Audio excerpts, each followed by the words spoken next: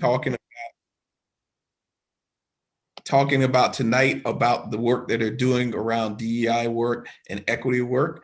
You need to keep in mind that there is a growing and a strong growing. It's not a weak. I mean, there is a lot of conversation about it being weak, but there's an extreme growing opposition to this work, not only in a grassroots level, but a political level, and not only locally, but statewide and nationally.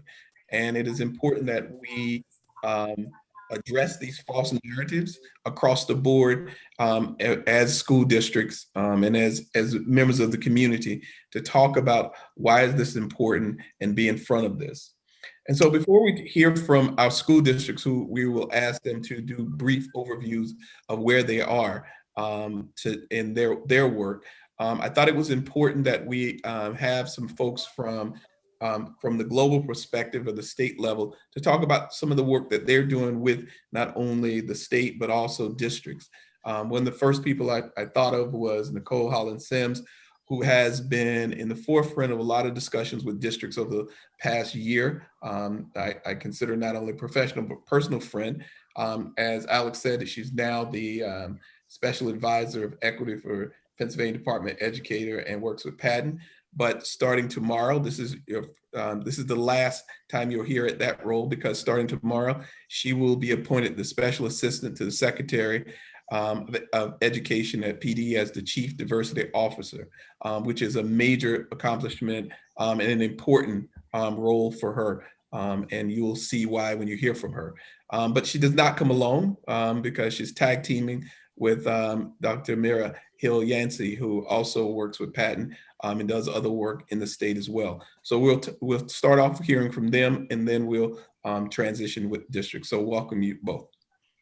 Thank you, Dr. Stevenson. As I always say, when I have the opportunity to work with you, it's always an honor and a privilege. And to be put in front of this great crew, I'm very excited for this opportunity to talk to all of you.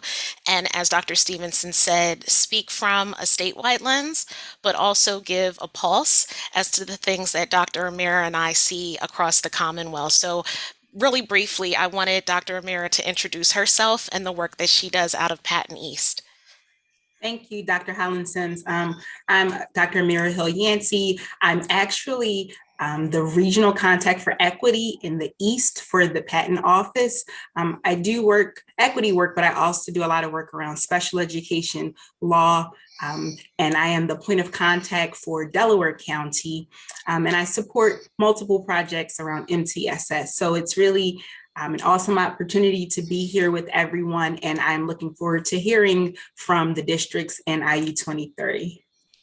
Thanks, Dr. Hill Yancey. We thought it would be good for you to put a face to a name and have an immediate contact that's right in your backyard. So please utilize Dr. Hill Yancey. She's an amazing resource. And so part of what we wanted to do in the time that we do have with you is give that sort of overview of what is happening across the state related to equity, and also showcase things that Dr. Hill Yancey and I have contributed to the field in the form of professional learning. And so some of the things, Amira, I'm going to ask you to do me a favor. We can put links in the chat so that if you want access to some of those recorded opportunities, we have a YouTube channel through Patton. If you want to share it with your teachers and other district connections, don't hesitate to do so. The one thing that I think is important to note, as I'm sure many of you know that represent districts, is that we have 29 intermediate units across the Commonwealth. And with those intermediate units, they essentially deliver the training and the assistance or coaching to districts around specific topics. So each one of those IUs has an equity point of contact. And that has been my role, is to oversee that work and determine what is the mission and vision and how do we execute equity in each one of our respective districts, knowing that contextually each district is different. And so one of the main things that we've been working on outside of every IU pretty much delivering content was the development of the Equitable Practices Hub. And so I really wanted you to have a sense of what that is and have the availability to know how to navigate it. So really briefly, I'm going to share my screen so you can see it. And also, before I do that, I want to put that link in the chat for you. I'll add it. Thank you so much. All right, and I want screen 2. Okay, so when you arrive at the PDE website, one of the ticker tapes that goes across the screen is the Equitable Practices Hub. If you were to click there, it will take you to the main page. When you arrive at the main page, one of the things that Dr. Hilliancy and I have recognized, and I'm sure you can understand, is that there's a misunderstanding around equity. And Dr. Stevenson really highlighted that. And so we thought it was really important, and we do this in our trainings, but also here, is to level set around common understanding and universal language. So it's really important to define what equity means in respective districts, but also what equity means in education in total. And so as we scroll down, we give a description, and then we get to the meat, which is that definition.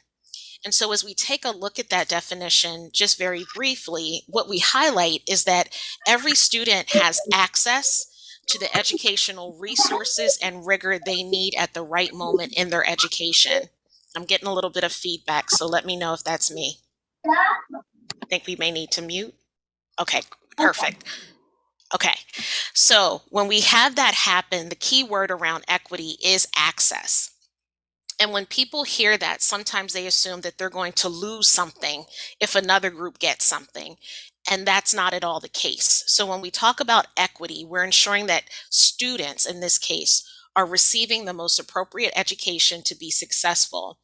And we want to highlight that this encompasses multitudes of identities. So religion, sexual orientation, gender identity, race, gender, etc., with the ultimate goal of creating a space where students can thrive and grow and be safe and free from bias and harassment.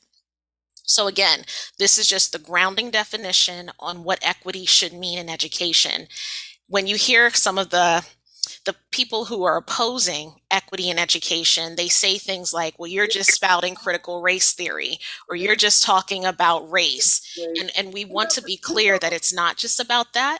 It's about creating systems and spaces where students can thrive. So if nothing else, if we don't say anything else today, the importance of standing your ground as far as what equity means is important to get that word across.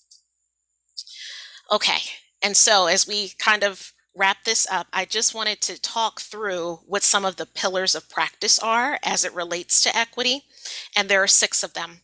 The first one is general equity practices, which is the global, looking at frameworks, adopting frameworks to support growth of student achievement. Self-awareness, which really speaks to you as an individual, so that's looking at bias, privilege, power. Data practices, how do we know if things are happening that should? We have to look at our data to tell the story.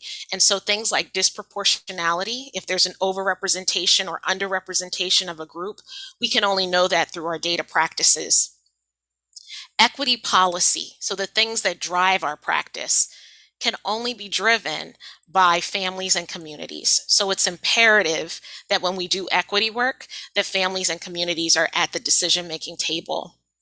We then move into academic equity, which really speaks to, in classrooms, in school settings, how are we identifying students for, let's say, special education, for gifted placement, for accessing advanced placement courses, and if they're not accessing those, why? And in the classrooms, how can we ensure that they're seeing themselves in the content or having the experience of seeing other groups of people and living through them through their content?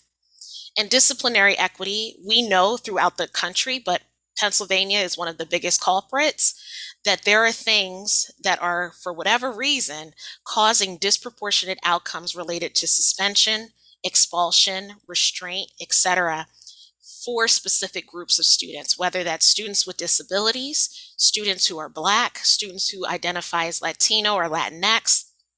And so disciplinary equity speaks to evaluating that and determining how to create climates where that doesn't happen. And so all of these pillars intersect in a lot of ways, but they also give us the starting points and the guidepost along the equity journey, because we know that this work is not a sprint, it has to be a marathon. And so as you navigate this, I would just want you to know that there is an audit tool that begins this process, again, to evaluate from a district lens, which should start, which should stop, and which should continue. And then from there, once we figure those priorities out, we can go to the various pillars and find resources that have been vetted and dedicated to each one of those respective spheres. So I just wanted to briefly highlight that just so that you have a repository to access what you need across, your journeys, whether that's an individual one or if you're supporting an individual school-based team. And so I want to turn it over to Dr. Hill Yancey to talk about what we're doing, what we have been doing at Patton, and in particular, any of the districts that you've been able to support, some of the work you've been able to do.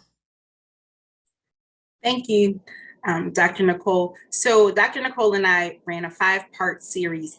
We were promoting the equitable practices in MTSS and an MTSS multi-tiered system of support framework. And so what that looks like for all parties involved, looking at data, looking at shared ownership, looking at the responsibilities of leaders, and also how to engage families. And so that 5-part series took place over the course of the 2021 school year. And you can find that on the Patton website. And I'll put the link for our Patton YouTube page in the chat.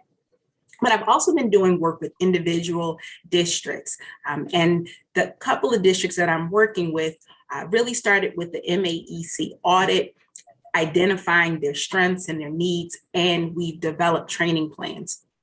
I'm also working with a district that sort of already got started with their equity work, and they kind of felt like they really weren't having progress. So I meet with them on a monthly basis just to support them as they move forward with their initiatives, as they're developing their mission statement and vision statement, and really looking at outcomes for students and utilizing data to further develop their teachers and the administrators in the buildings. So it's been an awesome journey to see where districts are on the continuum. Some really haven't gotten started at all. Some are in a really good place. Some are in a better place than others. Some districts have buy-in from leadership and their school boards. Others are really building based, and they're trying to do the equity work and give students what they need at a building level. And so there's just a variety of places that districts are in, but the support that we provide is really tailored to the individual needs of that particular LEA. So the work varies, but it's exciting to see that folks really are taking it seriously and want to see the results of being a good human to other humans, as Austin Channing Brown would say. So very exciting work going on in the Eastern region, and I'm excited to support the IU points of contact and work directly with the LEAs on the work that they're doing.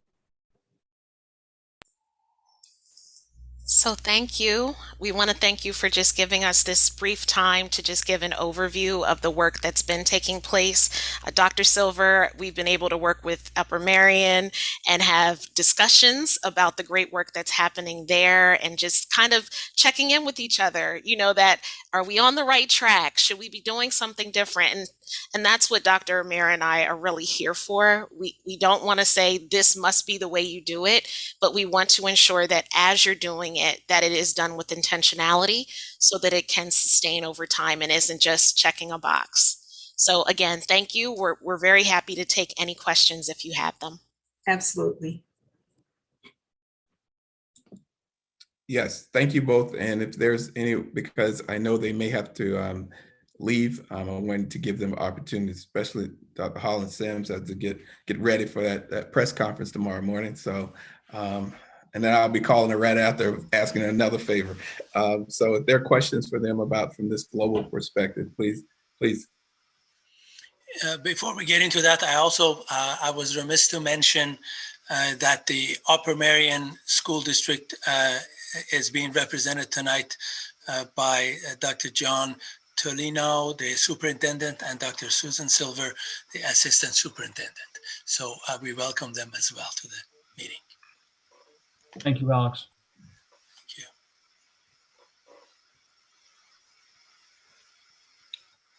All right. Well, I have a question. Sure. So do you guys have like equity plans all made up? does the school district have to start an equity plan like reinvent, starting from scratch? Is there something already done that they can work from? That's a really great question. So there are a lot of examples across the Commonwealth that a district could look at, and I'll use Dr. Stevenson as an example. Sometimes it's simply starting with a mission and vision of what the district wants around equity. And so Radnor Township on their website has a very clearly articulated mission and vision. And I know in trainings that Dr. Hill Yancey and I have done, we've showcased Radnor Township, we've showcased Centennial and other districts to show that these are examples that you can use. Plans are typically developed, from my experience, after that audit tool has been done, because then we know what priorities to set. And with that one tool that I showed on the Equitable Practices Hub, there's a companion action planning guide that then takes the district through based on those priorities. Now, what will your action be? Immediate, short term, and long term. And so the hope and the goal is to have someone help to facilitate some of that so the district doesn't have to, as you said, reinvent a wheel, because that feels cumbersome, it feels clunky. And so it's being able to inventory what do you have working and what could you enhance. It's a really great Thank you. question. Sure. Other Yeah, questions? I have a question. My name is Kevin Jones, Haverford Township for a long time, 30 plus years. My children came up in Haverford Township. They went to the middle school, they went to the elementary school. What I want to know is when there becomes positions of leadership within the district, principals as well as assistant superintendents, how is it ensured that there are candidates who are Black that get a shot at some of these opportunities? Number one. And number two, what data do you have that says, well, in Haverford Township, we have two principals, two assistant principals that are people of color? Sometimes I believe that the commitment is not there to make sure that people get a fair shot. And you have to be a commitment, you got to be convicted, and you got to have courage to move forward. Because in some of these communities, people are a little, I'm talking about the leadership is reticent not to move people forward because of what they feel may happen to their, not their position, but how people will respond. So I want to know exactly if there's a principal's position at Chatham Park, then how do we know who's getting interviewed and are they getting a fair shot? Those are the things I'd like to know. I think that's a very important question and one that the Commonwealth for sure is paying attention to. One of the things that we have found through the data is that 96% of the teaching staff is white. And so that's just at the teacher level. That number goes down at the administrator level. And so as we think about that, we've been doing things like the Aspiring to Educate work, which is looking at how do you diversify the pipeline. But what we're finding is that people are not looking to go into education because of their current or past experience in the educational space, whether they were a student, whether they came to education and then said, this doesn't work for me. So what we know is that every district is of local control. So those school board directors have the ultimate say in those processes that then impact what the administrators are able to do, what human resources is able to do, et cetera. So all we can do at the state level is offer guidance around the importance of having educators that look like the students that are sitting in front of them, or simply exposing students who don't look like them to be able to see people of color in those respective places. And so I think it's hard to answer your question because it's specific to the district. However, it's a statewide problem. So we're encouraging administrators to be cognizant that you have to allow for that pipeline to be diversified. And the goal is to ultimately see those increases happen over time. But again, it's how do we shift the climates that our teachers of color, our administrators of color are coming into, because it's not just the recruitment and the hiring, it's the retention. Because a lot of them come, don't feel safe or welcome, and leave after a year or two. Dr. Amira, anything else you would add? I just wanted to add to that, there really has to be a commitment on the part of each individual LEA to employ practices that focus on hiring, diversifying the staff, especially at the administrator level. So that's a concerted effort. So when you're doing outreach and you're looking for candidates and you are employing questions and just the process that you undertake to identify leaders, it has to be one that is responsive to a variety of cultures and people of different backgrounds, and be welcoming to those people to not only apply for those positions, but when they're interviewing, having that equitable opportunity to be employed by the district, and then that retention piece. So ensuring that there is a welcoming environment for them once they are hired so that they are retained. So, but that effort definitely is on the part of each individual LEA because we are locally controlled. Each LEA is locally controlled. And so ensuring that when you're looking for candidates, that the pool is open to everyone. And when you are identifying those as final candidates, ensuring that the processes that you're undertaking are equitable. So I'm going to end our question here because we have 5 districts. I want to make sure we hear from everybody. I want to thank Dr. Hill Yancey. I want to thank Dr. Holland Sims for being here tonight. I think that they're excellent resources, and I look forward to seeing them again.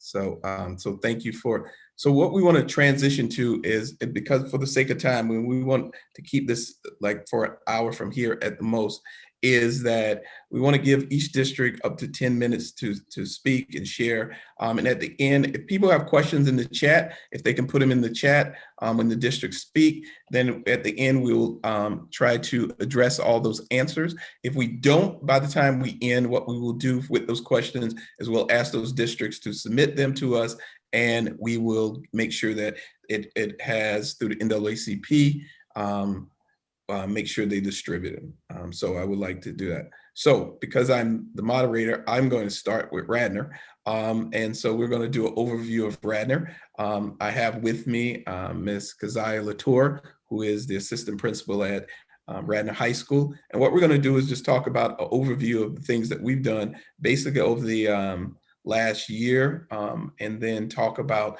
some next steps. So if I can be co-host to get share a screen real quick.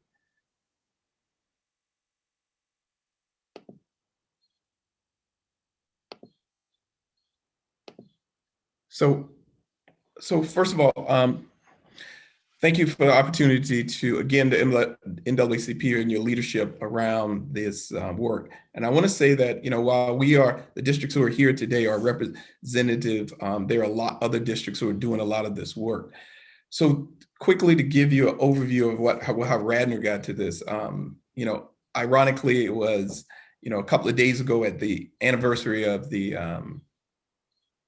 death of George Floyd, and during the summer, the Radnor Township School District School Board unanimously set a resolution around DEI work and that we need to put some things in place. Superintendent asked me to be the interim equity officer to help put some of these things in place to move forward. And so what we did is we said that we didn't want to do is to create this system of a cookie cutter approach. We wanted to really first dig before we could move forward to put things in place. We had to go back and see what are the things that we needed to do or we were not doing good. And so what we did is we came up with goals based on some pillars in place. And so of those goals, I think there we have some background. Oops, sorry. So what we have is the goals is we set these goals that we have will probably change. And these were goals to just set us off the goal. Number one is that families, students and staff members are all welcome, and we want to be to be a part of it. And that second part is that we celebrate diversity across the board.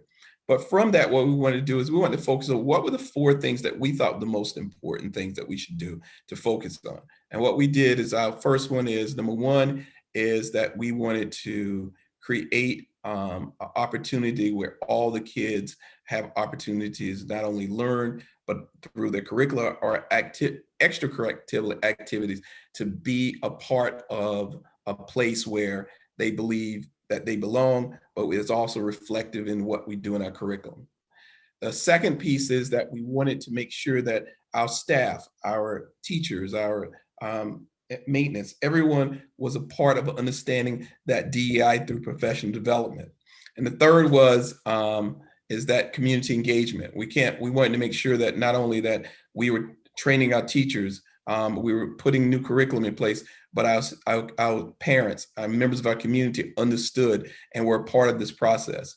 And our last one was to recruit and retain a diverse group to be a part of our system. And so what we have done in the last year is, from these 4 goals, we created committees. We did a parent committee, a DEI parent advisory committee, which was based in each school. We did a 2 student committees, which was middle school and high school, and Ms. Latour will give an example of what was happening in the high school. Number 3, we started looking at what are we doing in curriculum? Where are our gaps around DEI work? What do we need to improve? And number 4 is put a committee together around recruitment and retention. So fast forward, where are we now? We have, for going with the community engagement, we had about 100 people participate in various parent groups through the buildings. From that, we have a leadership co-chairs in each building that have been working to come up with a DEI statement from a parent group, and from that to make recommendations to our administration about where, from their view, what we should be doing around these 4 pillars. At the middle school and high school, we have student groups, which I'll skip over so Ms. Latour can talk about that. From our curriculum, we've been taking information from I left out one group that we do have. Each school also has teacher and a staff-based DEI groups that have been putting their concerns, questions, suggestions in. So we're taking all that information this summer, and we're going to then come up with the recommendations for our overall DEI action plan for the next 1 to 3 years, which includes number 4, recruitment and retention. All of these are, the goals for us for this first year is to listen, learn, and then take that to the next level so we can put things in place. So now I'm going to invite Ms. Latour, who is the high school assistant principal, just to give a brief overview of what has been happening with the high school as example with both the DEI, with the teachers group and the student group. Thank you, Dr. Stevenson. Good evening, everyone. At Radnor High School, what we do have established, as Dr. Stevenson commented, is a teacher equity team. Along with that, we have established affinity groups for our students. So we have our Dream Leadership Academy, which is a student leadership team for our male students. We have our Girls Empowerment Group, our Black Student Union, and our Student Equity Team. Currently, what we've been working on at the high school level with our equity team is the consolidation of academic levels. So we have a level of academic tracking that is called the college prep. And so what we're doing is working on consolidating that track into the advanced track in our history or social studies department, as well as our English department. And so our equity team and the teacher leadership piece has been diving into Zaretta Hammond's culture responsive teaching in the brain, and also has been very active in its development in terms of its C training and attending DVCE during the course of the school year. In terms of some of the other things that we've been working with is in terms of our English department, we met with them through what we call our consolidation of academic level meetings, where we have conversations about how we can operationalize a lot of what we are reading in our text, but also empower our student and continue to build their agency through our affinity groups, but also through the curriculum that our teachers are exposing our students to. So as Dr. Stevenson said, a lot of work is being done, and we have our consultants that we've been working with in collaboration, and also reaching out to different districts to assist us through this process. Thank you, Ms. Latour. Thank you. So one of the other things that I wanted to add is which Ms. Latour mentioned was the consultant piece. I want to give a shout out to Sarah Christensen from Haverford Township School District, who sent Sage Wellness our way. So we are working with Sage Wellness, who not only is going to do professional development for our staff, but for our community and and work with our students as well. That's not true. Our students actually were using a shout out for Candace Wilson, ABC alumni, Bart. He is one of our former students who's coming back, who's doing the training for our students. So as you can see, our goal is we've learned a lot, but we're growing from those pieces. So boom, our 10 minutes up. How's that? Great Valley. Let's see if you can break this 10-minute roll. All right. So we're going to go with Great Valley next. Thank you so much. Am I good to screen share?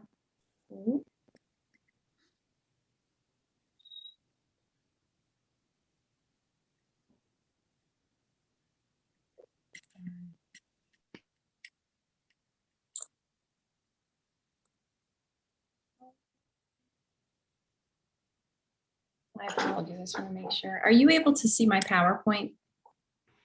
Yes, good. Okay. Yes. Let me just go from a long day. Apparently I'm struggling to get this started. Slideshow. There we go. Okay. Thank you. Thank you for your patience. So I'm Joanna Wexler, one of the assistant superintendents at Great Valley School District. Maureen Clark is also on, and she is one of our teachers and co-chairpersons of one of our subcommittees of our Council for Diversity and Inclusion. And Lisa Phoenix is also on the call, and she is one of our teachers in the district and also a co-chairperson of one of our subcommittees of our council. So we will try and jump in as we can to co-present here. We have a few slides for you. So I'll just begin with, I've been this is my 7th year in the district, so I'm speaking really from my time at starting. Prior to the year 2015-2016, the district had done some work around courageous conversations and Glenn Singleton's work. But it sort of, my understanding is prior, like I said, I wasn't in the district at that time, but it sort of had fizzled out. And there was sort of quite a lull in the work for an extensive amount of time. So as I look back and reflect where we are, actually back in 2015-2016, as a district, and I appreciate what was mentioned in the beginning about equity and focusing on, you have to focus on various groups. We noticed that there was an extensive issue with access for students who were English language learners and our students with IEPs. We had in Great Valley, and I'm sure is not uncommon in other places, extensive and very heavy tracking that needed to be examined. And this was a pretty intensive lift, but we had under the direction of our superintendent, we were able to make that lift over 2 years. And what we eliminated some of our advanced math courses that started very early and tracked kids as early as 4th and 5th grade. We had several levels of English and mathematics at the middle school. We went down to a heterogeneous model at middle, and we collapsed levels at high school where we eliminated the special ed tracks as well as the accelerated track. So now we're down to 3 levels and all students have access to the core unless they're PASA eligible, meaning they have extensive disabilities and would be meeting alternative standards to graduate. So I just bring that up because although it's not exactly where we are right now with our work, I do think it really set the stage to help enhance some of the capacity of our general education teachers to really learn how to differentiate for students. Because as you know, when there's heavy tracking, that capacity it looks different because they're just not used to or accustomed to having to accommodate for different levels and different backgrounds of students. So that took place over, like I said, that 1 to 2 year period. And then in the time of 2018 to 2019, I would say really more into 2019, our teacher group, and Lisa and Mo are a part of that, or now have established an affinity group called the People of Color Faculty and Staff Collective. That group began to meet with senior leadership in Great Valley, discussing their concerns over our lack of diversity in hiring and climate issues that were observed in the buildings that were not really fostering a sense of inclusion And I think back to the concerns with hiring and also focusing on that retention piece. So we began to meet, I want to say maybe monthly. There were action plans established. We had some really great conversations. And simultaneously, we had some families of students who were seeing issues with discipline, curricular representation, and also climate improvement in the district. So moving forward, in the fall of 2019, we did establish a Council for Diversity and Inclusion, which is our CDI. And last year, during the 1920 school year, we really took the time to just review our data. And I don't want to read it to you, but you can kind of see a list of things that we began to examine in the district. In addition to tracking, we have an overrepresentation of students who are English learners in special education. So we're still trying to tackle that. And we had to put in a more robust pre-referral system, coming back to that MTSS model that was mentioned earlier, to help students access more supports outside of special education. And then we also, as I said, looked at our AP and honors representation and identification for gifted and who's getting access to some of those programs. We also did basis training with Dr. Jeannie Stanley. So that was really just a very entry-level training for all employees that gave a foundation into an appreciation and understanding of the diversity of people's sociocultural identities. It was a 2-hour training, but we did our best to really get as much of the district trained in that as possible. And I think it set the foundation. And then into summer, our school board also adopted a very strong anti-racism resolution. And that occurred back in June. So we're coming up on almost a year of that. Then moving into this year, 2020, 2021, we took the CDI more into anti-racism work. And the CDI is comprised of teachers, administrators, and some community members as well, and students. And we engaged Dr. Crystal Lucky of Villanova. She is our lead consultant of the CDI. She is absolutely amazing and has really helped us both systemically and culturally kind of move the work forward this year. And I had mentioned the People of Color group was also meeting and looking at some action steps. And what we did was we tried to integrate as much of that as we could with the work of the CDI. And Maureen and Lisa and 2 other teachers are now leading and co-facilitating our subcommittee work, which is also listed below, in tandem with cabinet level leadership from the school district. We meet monthly as a CDI, and we try to, when we meet, we also have a school board member on that as well. We try to alternate, like 1 month is work time, like getting into the meat of the work, which is what everyone wants to do, is really just dive in and like, let's get to work, let's get something done. But we also balance it with professional development of that committee, because, when you bring a group of various stakeholders together like that, you do have various entry points of where people are with the work and sort of their knowledge base.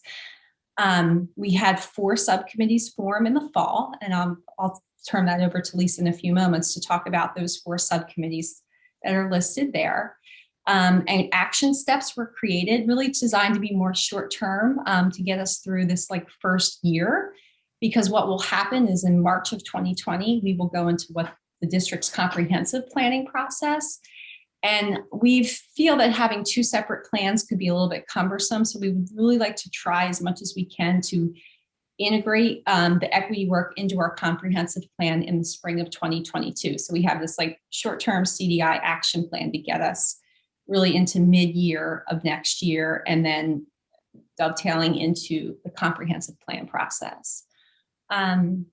We do report monthly at our public school board meetings about the work of the CDI and its progress, and we've enhanced our website to reflect everything that is occurring with the CDI. We have notes there of our work and various things of that nature, because I appreciate what was stated earlier about pushback. I'm definitely starting to see the questions and the concerns. And I'm thankful that we are being very, very transparent all along. I think that it's nice to be able to direct community members to a site and to see that, the work does have community and board level involvement, and it's aligned to our anti-racism resolution.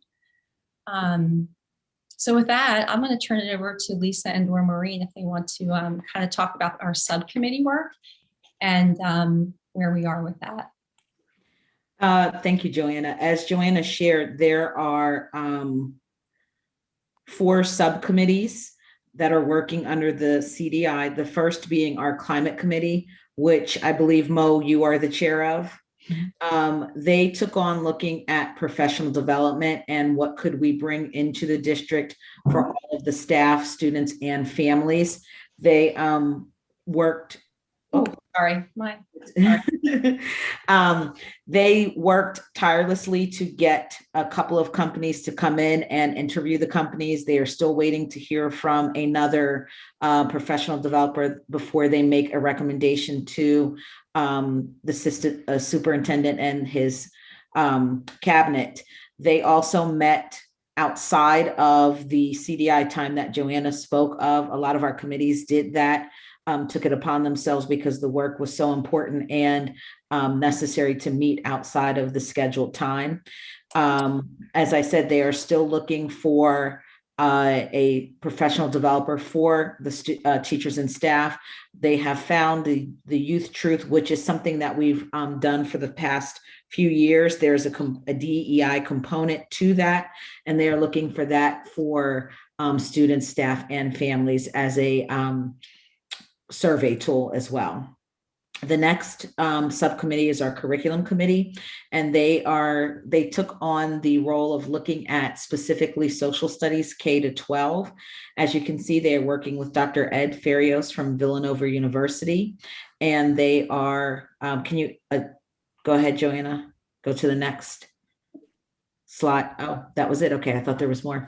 They are working to add more diversity and have a more representation of diverse populations within our social studies curriculum, so that it's not as European as it has been in the past. Our next subcommittee is our hiring committee, which is the committee I co-chair with Joanna. For our recruitment, we have seen an increased number of applicants from diverse backgrounds. To specifically address one of the questions earlier, and Joanna, you can correct me if I'm wrong with this.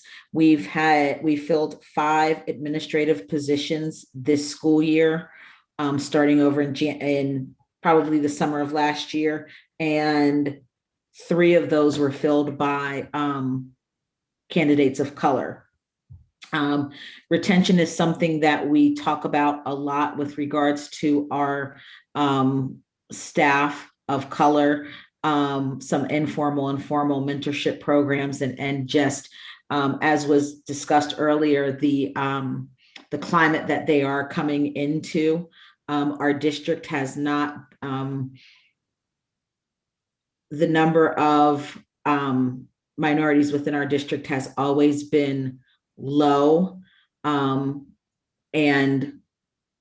we haven't had many conversations like this over a lot of time. So when we see administrators and or more teachers of color coming in, there's a real conversation around the retention and what kind of climate that they're coming into. And then our final committee is community engagement and outreach. And they are looking for recommendations and Joanna, you can correct me if I'm wrong with that. This committee is working more with how to engage obviously the community in this work, and things that we can provide for the community as a whole, teachers, staff, as well as parents and anyone else that is within the community.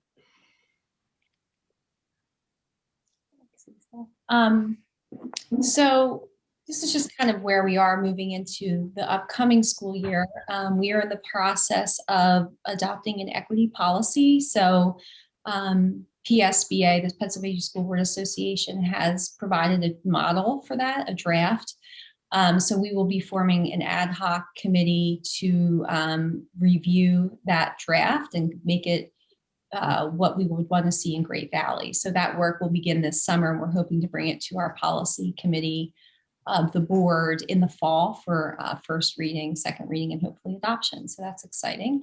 I think that, the equity policy, and you'll see I don't think too many districts have gotten to this yet. I think many of us are working on it at the moment, but it does really kind of bring our anti-racism board resolution into more actionable steps and makes it a bit more concrete and tangible. So I think that will be very helpful to us as we move forward. We want to look at next year too. We have students on our CDI, and we do have student groups at the middle and high school level, but we feel like sometimes having students on our council where we're talking about very heated topics that might involve our staff, we're reconsidering that process for next year and want to create forums for students to provide feedback into CDI and maybe be invited in on a periodic basis. I also bring that up because when we do the climate survey assessments in the fall with Youth Truth, I do suspect that we will be getting some, information from staff that we might not want to necessarily share with students in that forum. So I think we just have to be mindful of that and think about a restructure for next year. We are definitely exploring the idea of having more building-based teams. Right now, the district, the work is very sort of district heavy, central heavy. And we're starting to see that people are curious about what's happening in the organization and want to learn more, but we need to do a better job of sort of integrating it down into the system at a broader level. As I said, we will be doing training on implicit bias in the fall once we land on our training module that Mo and her committee are so patiently and have spent a lot of time reviewing the various models and what's a good fit for our district.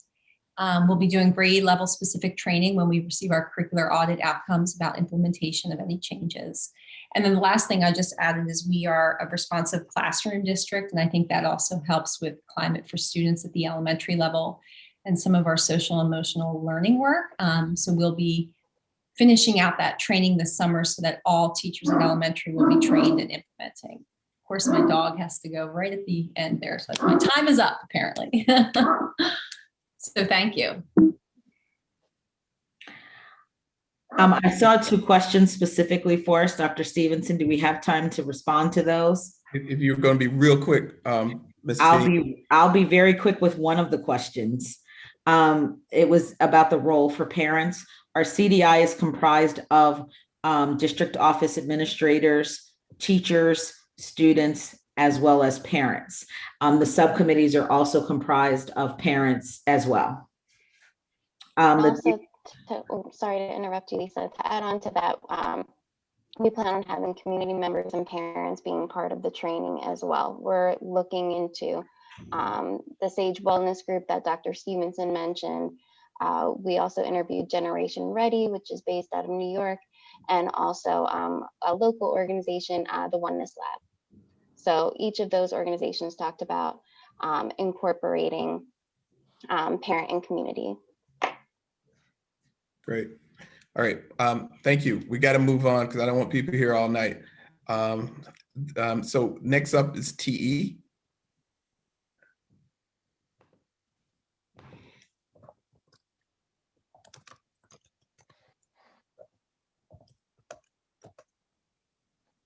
Am I able to share?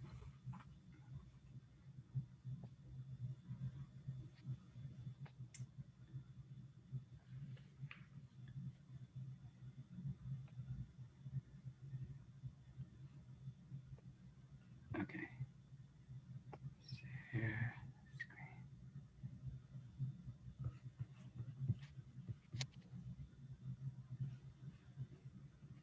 Okay, can you see my screen? No?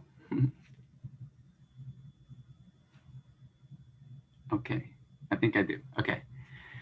Hi, everybody. I'm Oscar Torres. I am the Director of State and Federal Programs, and I also facilitate our District Diversity Committee.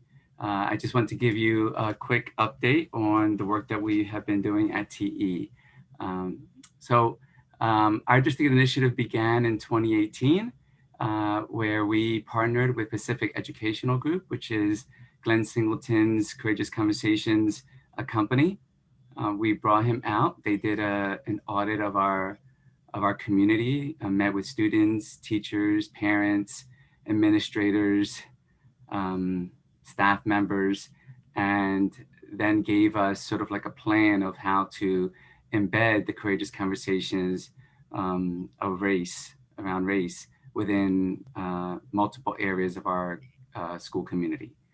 So here's a little bit of where we've been. We have a One Book, One Stoga, where the summer book for students would be one book that has to do with topics of identity and culture, and students are able to have these conversations with their teachers at the beginning of the year, as well as during the summer with their reflections. We've been going, we're about 3 years into our curricular review. We've been going into our language arts programs across the district, as well as our social studies programs, to really identify using the social justice standards from Teaching Tolerance. And it's been very informative. Teachers are really analyzing the books that we use in the classroom. For example, we were purchasing a new reading series for our elementary schools. And in looking at the books, one of the books was really inappropriate, the way they were depicting some of our AAPI members. And we made sure that that book resource was not part of what we were purchasing. In fact, that we insisted that they rewrite that one component. We've been doing Beyond Diversity, which is a 2-day training. And it's about 80 people each time. This past summer, last summer, we were able to do the virtual Beyond Diversity, where 80 additional staff members, board members, teachers, administrators would be able to participate in that work. That program is about looking at yourself, because it begins with yourself, and really be able to see where you are on the continuum and in this work. We have a district equity leadership team, which consists of the superintendent, all of the directors across the district. And we have also, because I'm one of the only persons of color on that team, we were able to bring in some teachers of color into that space.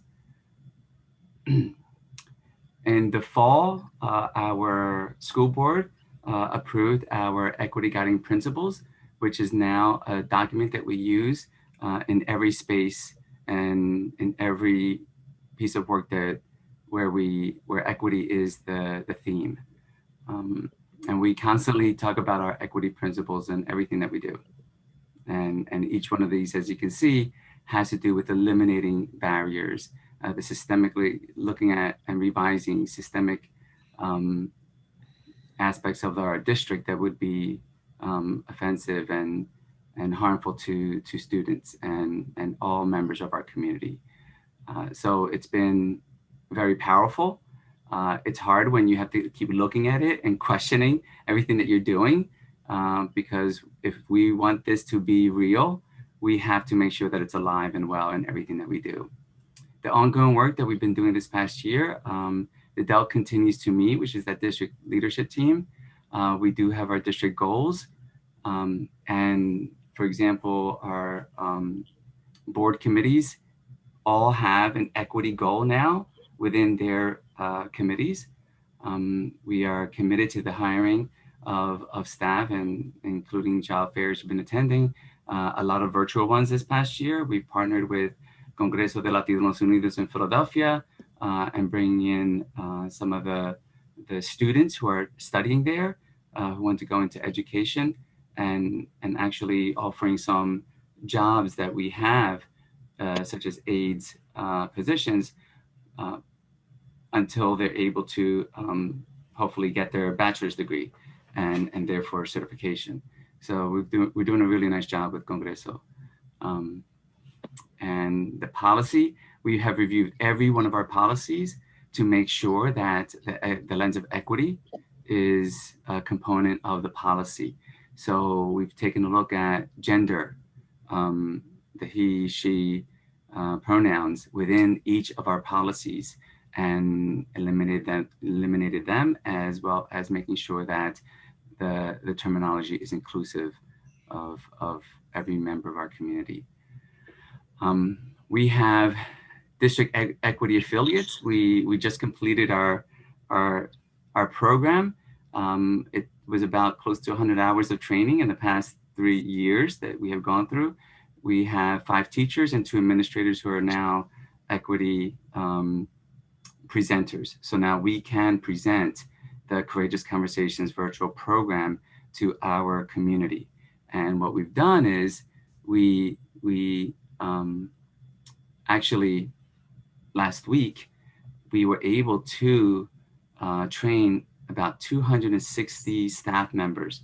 We had teachers, administrators, aides, custodial, security, secretaries participating in that. And I was one of the trainers, and we had PEG watching us and making sure that we were doing it the way we were trained to do so. And we passed, thank God, with flying colors, which is great.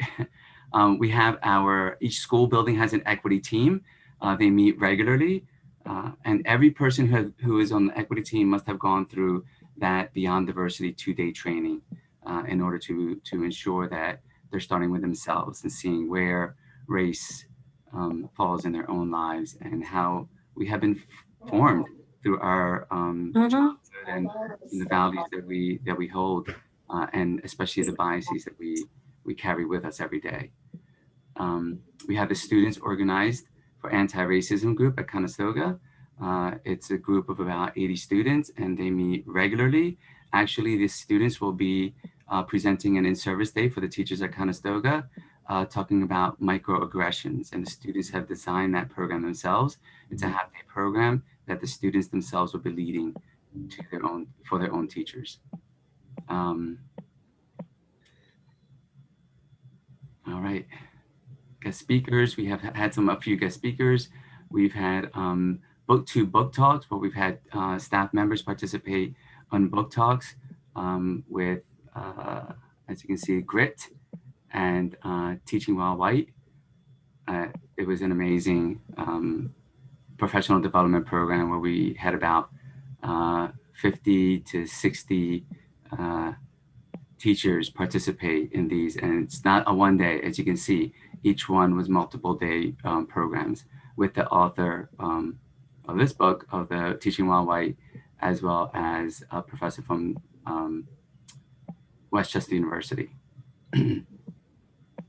Okay, so moving forward, one thing that we're actually doing tomorrow, we're coming together.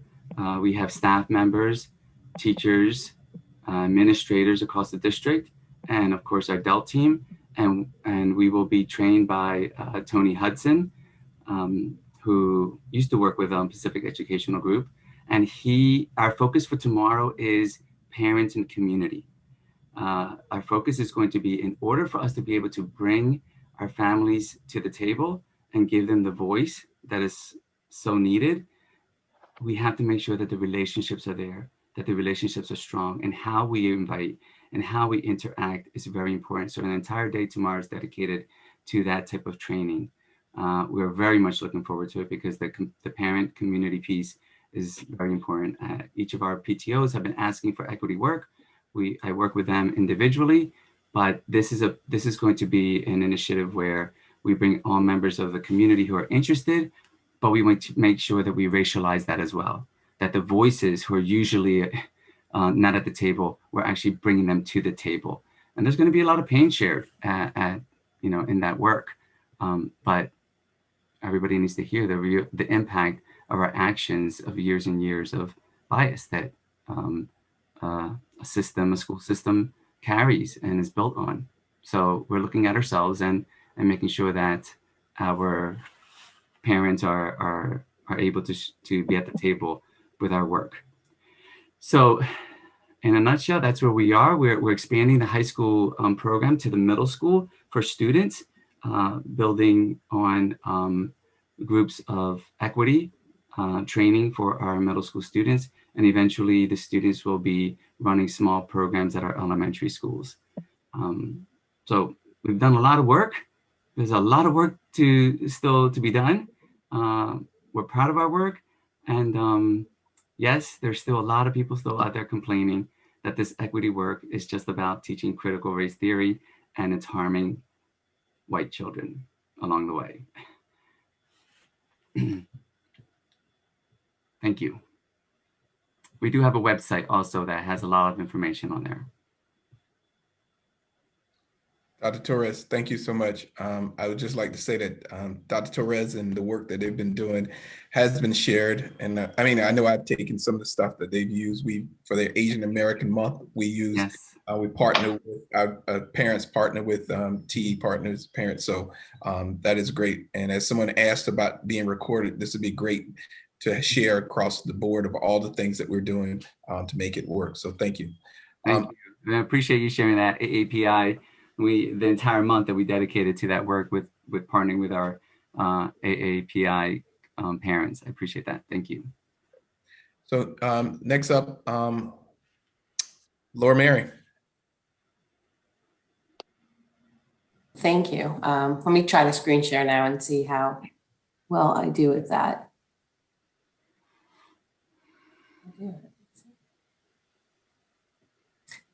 So could everybody see my presentation? Yes, great. See a thumbs up. So tonight I'm joined by Lucy Klain, who is our school board president. She will also be speaking. In addition to that, we have several people in the audience, but I want to recognize Taj Bird, who's out there. He is our diversity coordinator, and some of the work that you're going to hear about tonight, he's had a hand in for certain. And we also have some students joining us tonight, which is pretty exciting for us. Our students have really taken a leadership role, and they've created some of their own affinity groups. And so we have a group called CRE, which is the Council for Radical Equity and Inclusivity. And we have two of the members in our joining us tonight as well. So I just want to mention they're out there because it's so important to have our students be a voice in this as well. So we appreciate them joining us tonight. So we're going to just highlight some of the work that we've done this past year. We've actually had committees in place for multiple years. We have a care committee who's been meeting for 23 years in the school district and has been ongoing that whole entire time focused on diversity and equity and inclusion. But there's some new things that have happened this year. And so that's what we're going to focus our conversation on tonight. So we'll begin. Lucy, do you want to talk about the equity policy that we're working on that actually will be for first read this month? Sure, I'm happy to. It's very exciting that we are now at that point where we are at our next policy meeting, we'll have more discussion on this, and hopefully at our upcoming June 14th meeting, will be a full board on adopting the equity policy. I don't want to read the whole sort of the beginning part to it. I think that reading sort of boring for everyone. It's there for you to see, but I did want to just sort of point out some important pieces to it. Sort of the idea that educational equity is a shared commitment to ensure that every student gets what they need to be successful, that achievement and opportunity gaps are eliminated on personal and systemic levels. Those are definitely two different areas that both need to be addressed, and that really focusing on equity, that requiring that individuals get what they need. Some of the conversation earlier about hiring and retention, I think that sort of the idea around the commitment to ensuring students and employees and families need to be part of the conversation and part of the focus as well.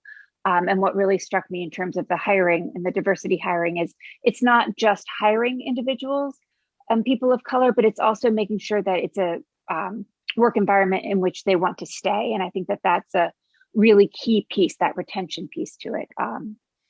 And some of the other things, sort of thinking about some of the other comments and presentations, that this policy provides explicit permission to treat people differently when circumstances necessitate that.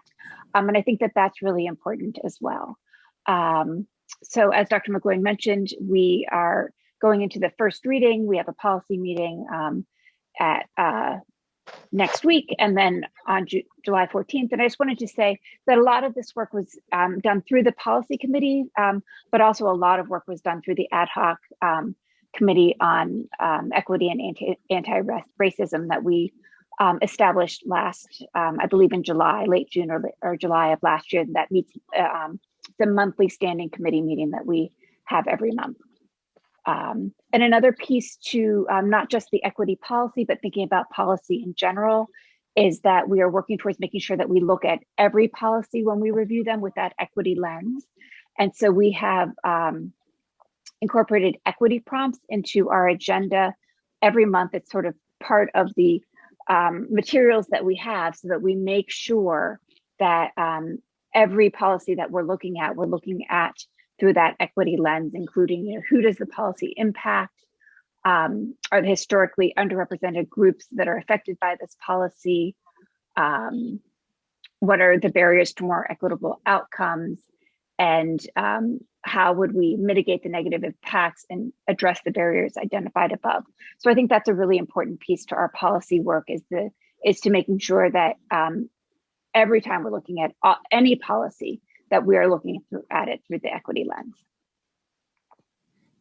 And the work this is our equity statement that is attached. It's the beginning of the policy. There's also some other language that exists in the policy, including definitions, because we felt like it was very important that we had clear definitions that everybody in the district understood and really had that common language across the district. So that equity policy actually includes all of that. It's been a work in progress, I would say, for a long time. I'm sure, Lucy, you would agree with that.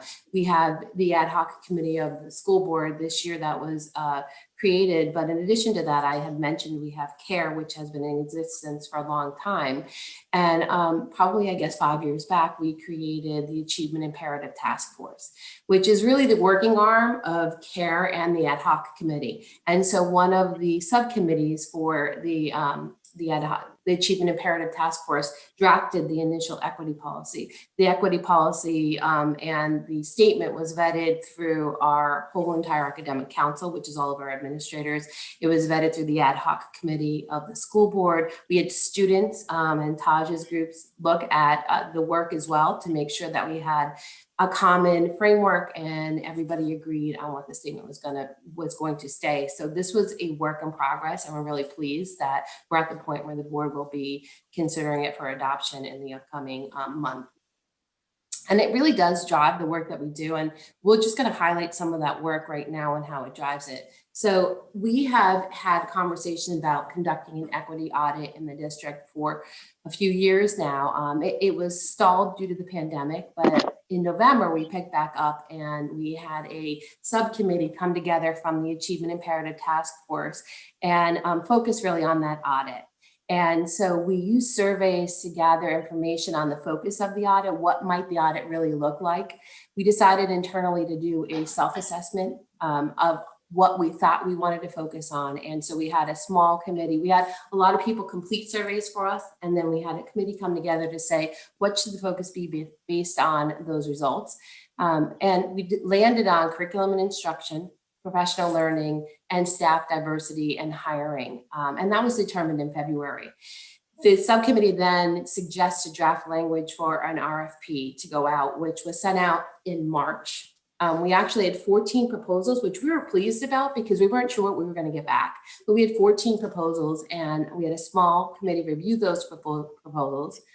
4 of the proposals were moved forward and were brought in for our subcommittee of the Achievement Imperative Task Force to interview and then give feedback on, and 2 candidates were moved forward. And we're at the point right now where we are down to, we think, 1 candidate, but we're still checking references and going through the process of making sure that we have a final determination that we feel will work for the district. So we're looking to move that to the board on June 14th. So we're excited about that work actually moving along.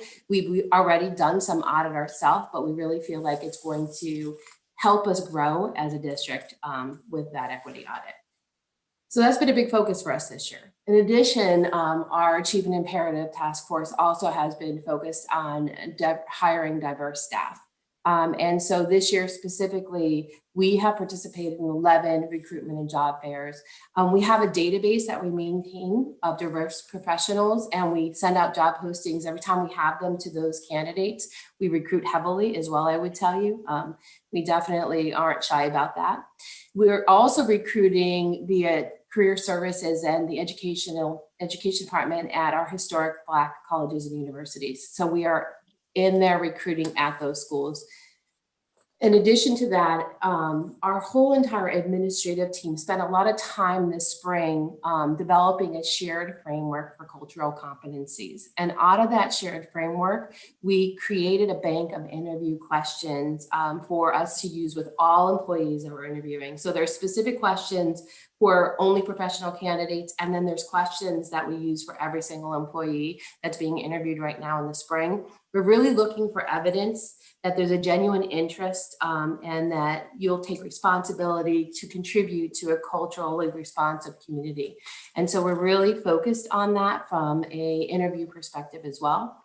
Our intention is that when we hit June and our big group comes back together, we're going to debrief, see what we've learned and what we can do to continue to grow in this area.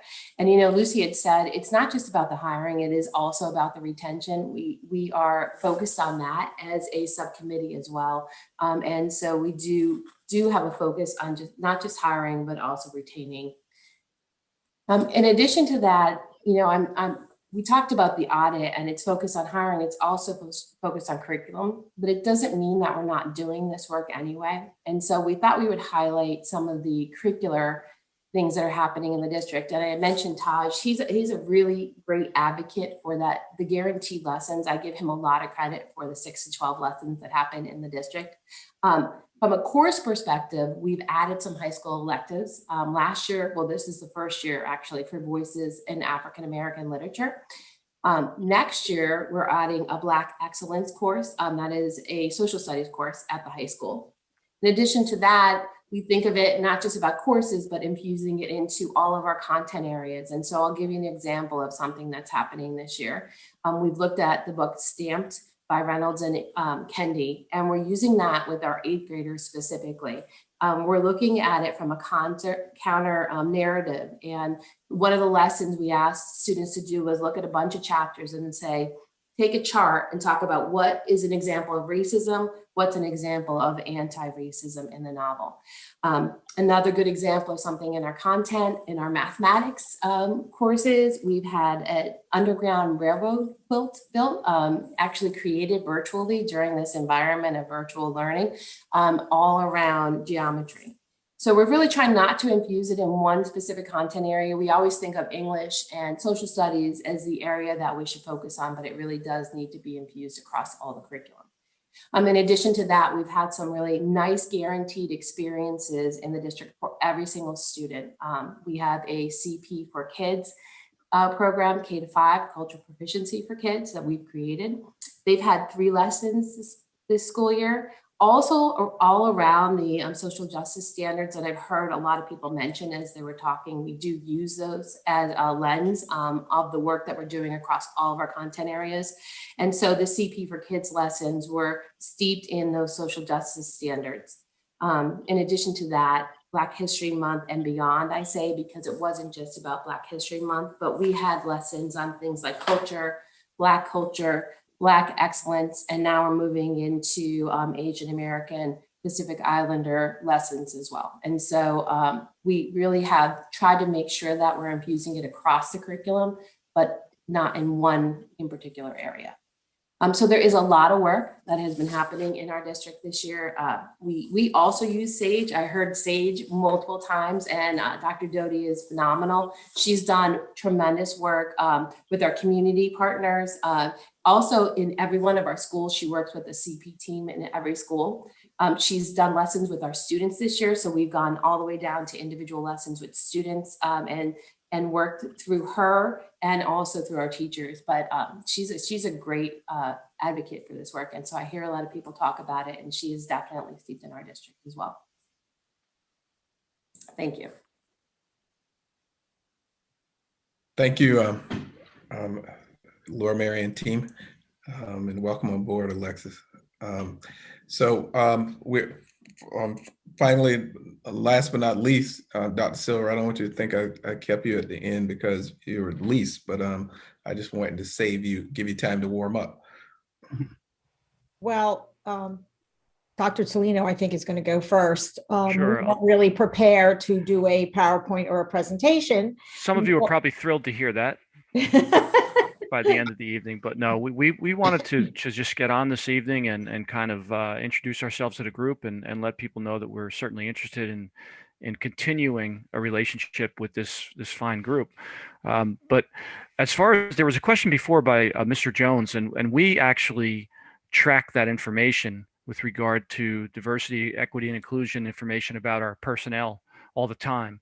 And some of you may be surprised to know, or not surprised to know, that the hiring practices within the district are actually part of my goals every year by the board.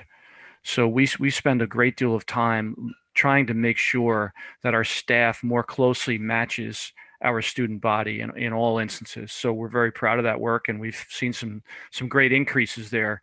You know, we're right now about 17% of our administrative staff are Hispanic, African American. So we're thrilled by that work, and we continue with that work because it's the appropriate work to put in place. We had an activity today that both Susan and I were part of. Our students put on a presentation that started today. I want to say it was 3 o'clock or 3:30, called the Asian American Experience in the Eyes of the Students. And it was about an hour long, and they just did an amazing job as just another example. But Susan has some other items that she'll cover through our DEI committee, because she heads that up and does an amazing job with that. So again, we will, at our next meeting, if you'd like, we will gladly spend time with a presentation and be a little bit more formal. We appreciate your time and appreciate you having us this evening. Thank you. Yeah, thank you, Dr. Tolino. I just really am so impressed with what's going on in the districts. And I think we all know that this isn't work that is just to be done this year, but it's work to be done continuously. I do know that this year, specifically with the help of so many community members, we were able to develop an equity task force.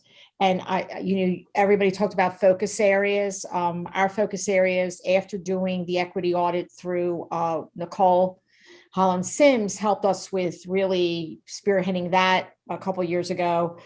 We have 6 focus areas. One is disproportionality and special ed, discipline, gifted program, and our English learners. Another is curriculum instruction. Of course, hiring practices, recruitment, and retention has to be a focus. Parent and community engagement, professional development on cultural proficiency, inclusion, equity, diversity, and also district policies and procedures. So, sorry about that. I did a mute. Our school board just adopted an equity policy as a result of that equity plan that we put into place, a DEI plan. And I love how Laura Marianne is doing the book Stamped.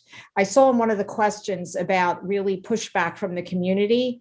I have to say that more for Dr. Tolino, but also for myself, we did receive pushback, but when you have a supportive school board and you can do the work you need to do and you can feel good about it, it's probably the best place to work.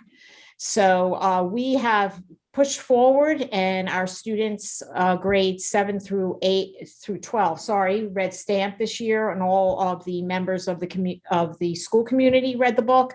We actually did New Kid for 5th and 6th grade because we just wanted to make sure it was age appropriate for the students.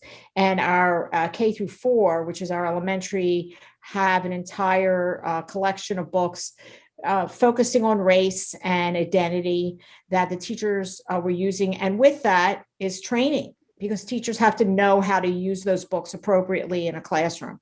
So we did that. We had Matthew K, if anybody's interested, our 7th through 12th grade teachers. He blew their minds. He was amazing at really showing, from the standpoint of a teacher who does it every single day, how to have those courageous conversations. And our coaches send out bi-monthly letters called Courageous Conversations, where there is embedded professional development for our teachers. So it's not just the February in service or the May in service, but we're touching base with them constantly to kind of give them the tools they need in the classroom to talk about these difficult conversations. I think we're hungry and we're talking, but I so appreciate what I've heard, and I hope we have more opportunities to listen to other districts. So thank you for including us, Anthony. This was amazing. I know we're late to the party, but I appreciate you having us here. Yes, we do. Thank you. Well, I would say you're not late to the party. Even though you didn't have a PowerPoint, Susan Silver and I have been at meetings for the last decade before DEI was a common theme in districts. So don't sell yourself short, Dr. Silver. Thank you. You've been at that table a long time. I want to thank all of the districts for presenting. As you can see, there's a diverse approach, but the goal is common. And I'm glad it is recorded, because I would like I said, for us to grow on that. Before we get to questions, I want to answer one question that was one of the first questions, and that was that, what is that pushback? And if you want to know, all you have to do is Google critical race theory and education, and what you'll see is the narratives of people across at locals from this area, across this Commonwealth, and in the national, where they are pushing back for districts and schools that are having conversations or putting curriculum around DEI. They are just the other day, today, Idaho, I think, was the latest state that passed the anti-DEI critical race theory legislation for it not to be taught in schools. And so the things that we're talking about is that there's a new pact that just came out, that is a political pact that is going to fund school board members and across the board against that, teaching against these kind of things. So the conversation becomes, to me, is that, so when you talk about that pushback, one of the things that we have to do in districts, and one of the things that we are making a goal in our district, is how to confront those false narratives that I talk about, but also figure out how to bring diversity of people at the table. We want different opinions with the common goal that we are moving toward teaching across the board and creating communities around DEI work. So that becomes that. So I know there were some questions in the chat, and I know some other questions. Alex, I don't know how you want to do that, that we can go through some of them and ask the schools, whoever want to jump in, who want to answer them. Sure. Some of the questions, there was some common theme about, it was mentioned that, for example, Progresso was being, there was some sort of collaboration at TE schools with Progresso, with internships and opportunities for students in the education field. The question was, have you had similar collaboration with African-American students that would help them to a final teaching career? That was right. So I worked. We have the partnership with Congreso, but we also have what we've done is partnered with the universities. So Temple University and Westchester University specifically. I've met with I'm in communication with the director of student teaching for each of the universities. And what we've done is made commitments to ensuring that we have many student teaching opportunities for students who are interested. And it's not a requirement, but one ask that we have is that we make sure that they have had coursework in equity. And therefore, for example, at Westchester University, I went out to their equity course and for a few semesters in a row spoke to the students in their second and third year of college, introducing myself and talking about the equity work and the importance of the equity work in their future teaching, wherever they would be teaching. So just going out there and really being, taking the time to present and introducing your school district to students who might not know you, but really introducing them to the equity work that we're doing, so that those students know, especially the students of color, they come up to me afterwards and say, sounds like I can go to your school district and be seen. And that's pretty powerful to me anyway. Thank you. There was another question about, from time to time we see announcements about elective courses in African American studies and related materials.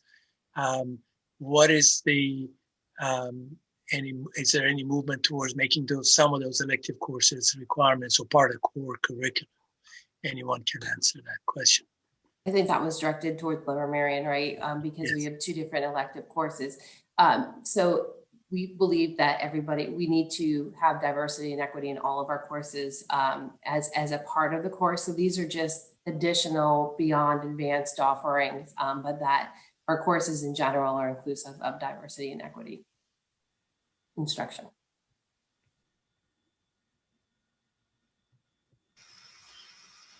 Can I add just a little bit there around our strategic plan also talks about student-led courses and student choice. So for example, for 11th and 12th graders, we offer, I believe it's 8 different English courses that 11th and 12th graders can choose from. And that sort of, it's a balance, right, between providing that choice and sort of the student-led education and various requirements. In TE at Conestoga, we partnered with Dr. Amari Johnson from Temple University's African American Studies Department, and he worked closely with our teacher teaching the course. He was a guest speaker to the courses, and at the end of the semester, the teacher, and students, Black students of color as well as white students, presented to the school community through our diversity committee and shared their recommendation of the importance of a course like this being required for every student at the high school. So the student voice is extremely, extremely important in furthering our equity work. And that's why we're now bringing that parent voice, because we hear people complaining and saying that the work that we're doing is harming students. So we need those voices, diverse voices, to be at the table and to communicate with our community about the importance of this work.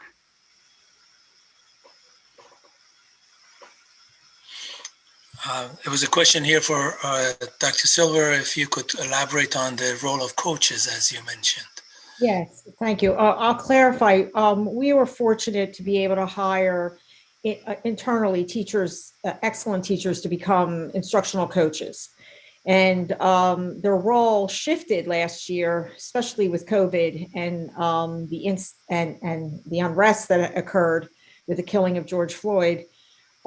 They began this mission of not only supporting teachers in the technology, they also are supporting them in dealing with these difficult conversations. So we have 2 at the elementary level, we have 2 at the middle school level, and we're fortunate that moving forward, we're going to have 1 at the high school level and a special ed coach at the elementary level added to that. So they work very closely with our C&I team, and they help with the professional development. And so they're when I say in the classroom, at first they were in the Zoom meetings, and now they're in classrooms really supporting teachers.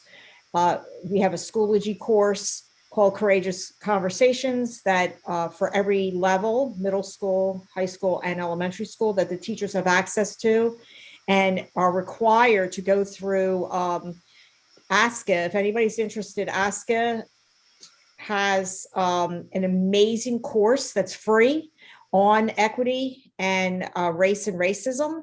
And our teachers are going through these 11 steps to white privilege.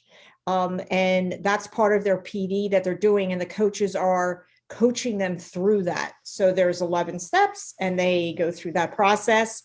And then we have open meetings and discussions where they can go to Zoom rooms and talk.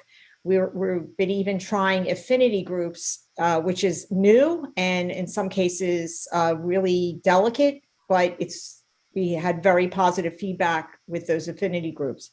So they're just facilitating the professional development. Well, this is wonderful. I'm so pleased to see so many amazing initiatives and activities going on in all these school districts. I'm sure they will come to fruition and have great outcomes.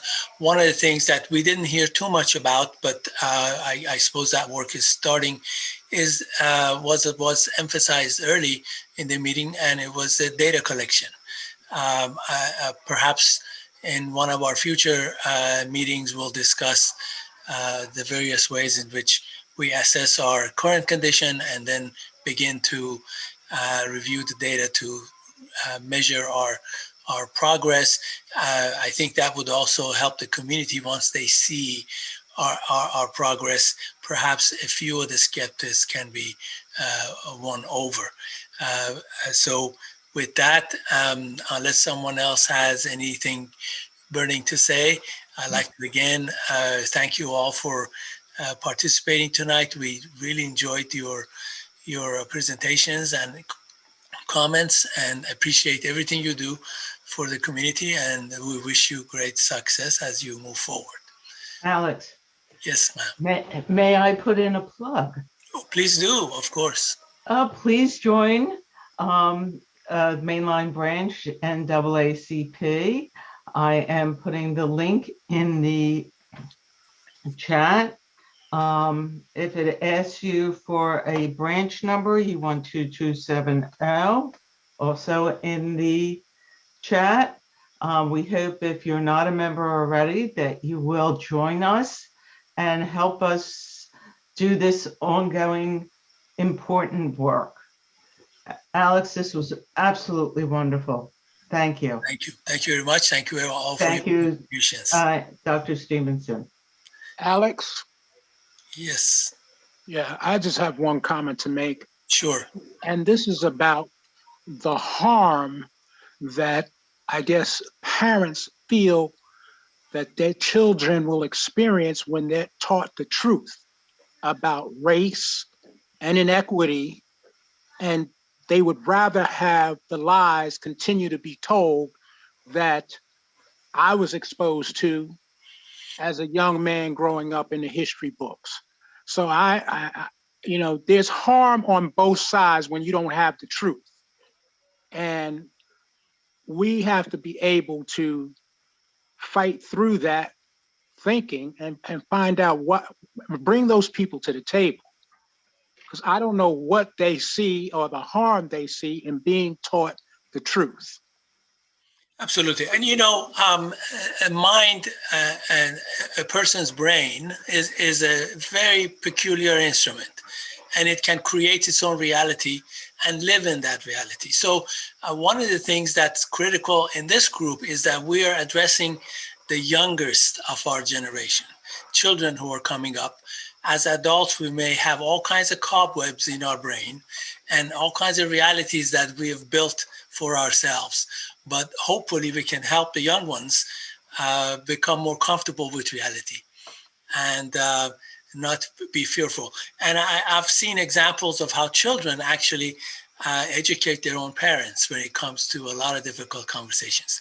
So if the children are taught the real history and real contributions of all Americans to the greatness of this nation, if they're taught how great we are, not in an aggrieved way, but in a very positive way, I think they can also play a role in transforming their own families. So, but I definitely see what you're saying, and I hear you, and I'm sure the educators grapple with that on a daily basis.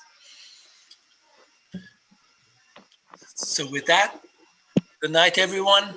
Wonderful to see you, and see you next time.